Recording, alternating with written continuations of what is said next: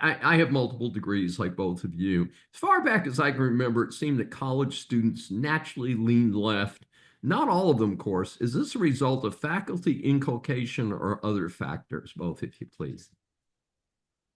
I would say that the problem really started about 40 years ago when we had postmodernist theory, when we had critical theory, and we had the protest politics of the 70s and 60s become mainstream and become dominant on college campuses. And this process happened in the late 70s to 80s. And since then, we've had subsequent generations of professors and graduate students get promoted in the university and then train the next generation of students and the next generation of professors to not just be liberal, but be rabidly leftist and Marxist in a lot of cases, and learn how to weed out and promote students according to their political ideologies. So this has become a systemic and institutionalized problem since the 1980s.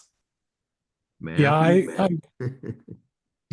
I would agree with that entirely. I think you can look back to William F. Buckley's God, Man at Yale, 1951, starting to see that happening. And then by the 1960s, things really start to go off the rails.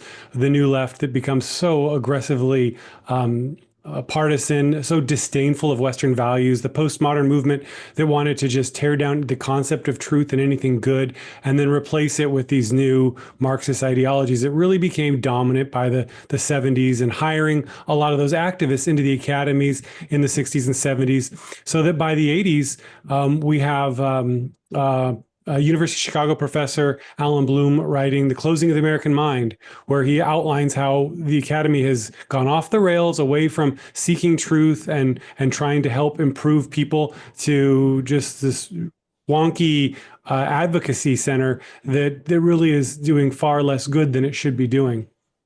Well, yeah, I would certainly tie it to the late 1960s. I started college in, I hate to admit this on the air, but 1969.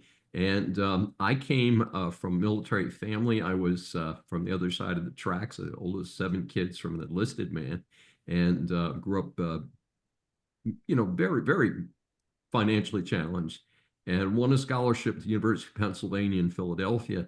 And I showed up there, and I felt so completely out of place as a natural conservative to have the protests against the Vietnam War. I remember walking past the famed statue of Benjamin Franklin in the middle of the campus, and people sitting around the base of the statues doing weed, and out in public, and a lot of very anti-capitalist approach to life. And it's funny because part of Penn's fame is its Wharton School of Economics, first school of business in the United States, and to see what I experienced there. And so I definitely saw it in the classroom. I would say the business school was kind of a saving grace for me.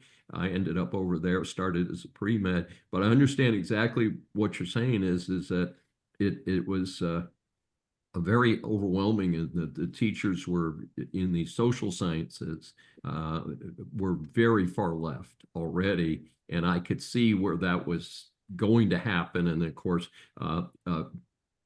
Zachary just mentioned Princeton, which of course is immediately up the road from Penn. They're less than 40 miles apart.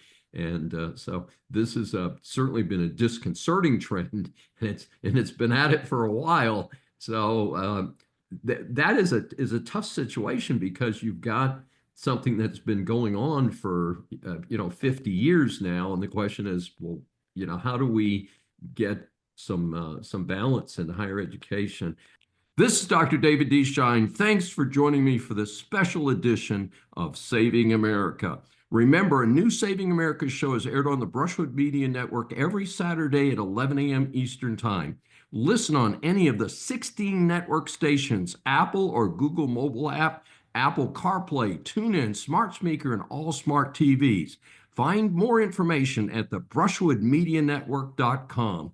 Please be sure to join us each week. We welcome and love your feedback from our growing audience.